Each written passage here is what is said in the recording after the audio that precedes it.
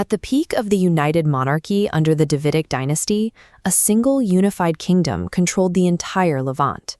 But this powerful unity eventually collapsed. The physical landmass, much like the nation itself, violently fractured in two. In 931 BC, the single nation tore into two distinct geopolitical entities. To the north, Israel, often referred to as Ephraim, and to the south, Judah. When reading the historical accounts, it is easy to view this division strictly as a moral failing or a spiritual collapse. To understand what actually happened, we have to look past the theology and examine the hidden mechanics of ancient statecraft, widespread border anxieties, critical trade routes, and military vulnerability. The theological collapse of the Northern Kingdom was a direct result of its physical geography. The spiritual decay recorded in the biblical texts makes complete sense when analyzed against the brutal realities of spatial logic and regional power. Look at this topographical map. Judah occupies the south, Ephraim claims the north. The covenant required citizens to travel to Jerusalem for festivals, creating a constant flow of traffic heading south. For northern King Jeroboam, this was a fatal geographic liability. His citizens routinely crossed into enemy territory. A ruler cannot maintain control if his population continuously leaves the state to worship in a rival capital. Jeroboam recognized that the cultural gravity of Jerusalem would slowly pull the northern tribes back under the southern kingdom's political control. He urgently needed to build a physical and psychological blockade at his southern border to permanently stop the bleed. For Jeroboam, allowing Orthodox religious loyalty to Jerusalem was synonymous with political suicide. His solution was an act of pure statecraft, the invention of a highly accessible, state-sponsored alternative religion designed to keep his citizens within his borders. He established strategic worship centers at the extreme edges of his territory, Dan in the north and Bethel in the south. The placement of Bethel was exceptionally calculated. Sitting right on the border, it acted as an interception point to catch travelers before crossing into Jerusalem.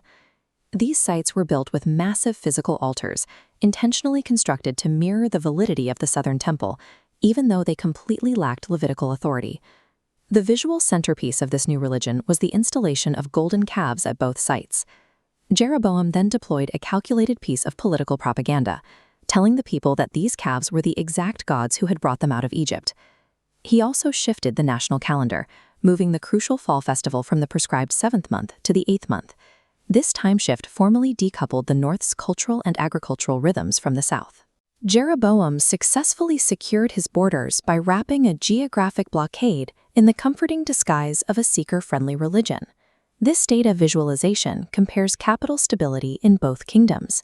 The South maintained continuous stability, anchored by a single Davidic dynasty in the fortress city of Jerusalem.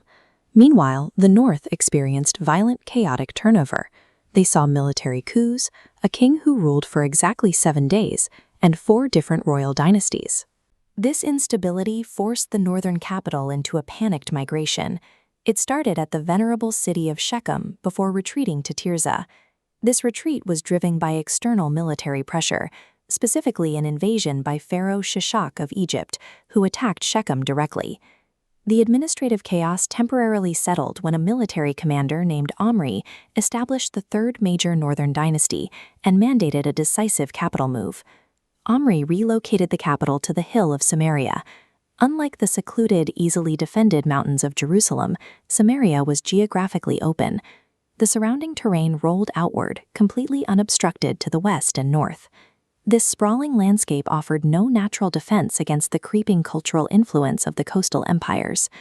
By moving to Samaria, Omri made a public geopolitical statement, actively embracing the wealthy, cosmopolitan Phoenician culture on his borders.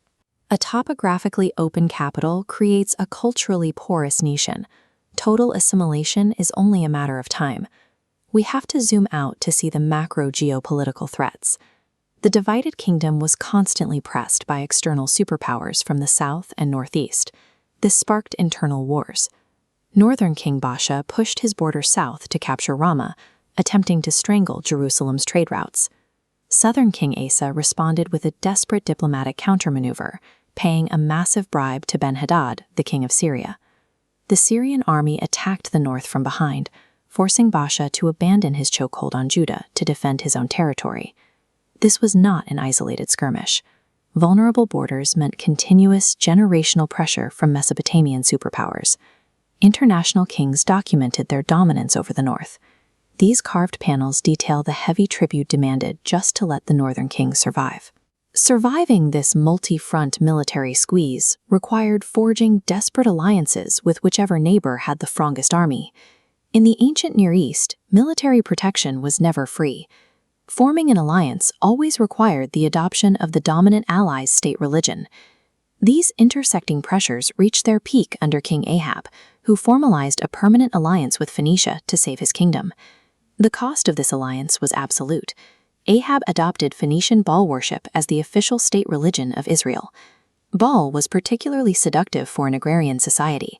As the supposed god of storms and thunder, he controlled the one resource the region depended on for its actual physical survival: rain.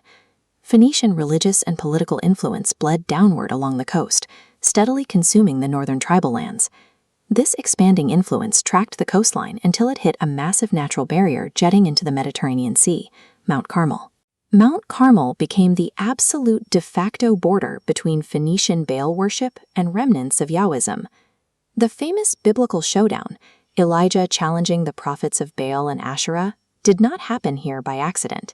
It took place precisely at this geographic choke point. The biblical narrative is a profound record of how ancient statecraft, vulnerable topography, and theological decay operated as a single, inseparable system.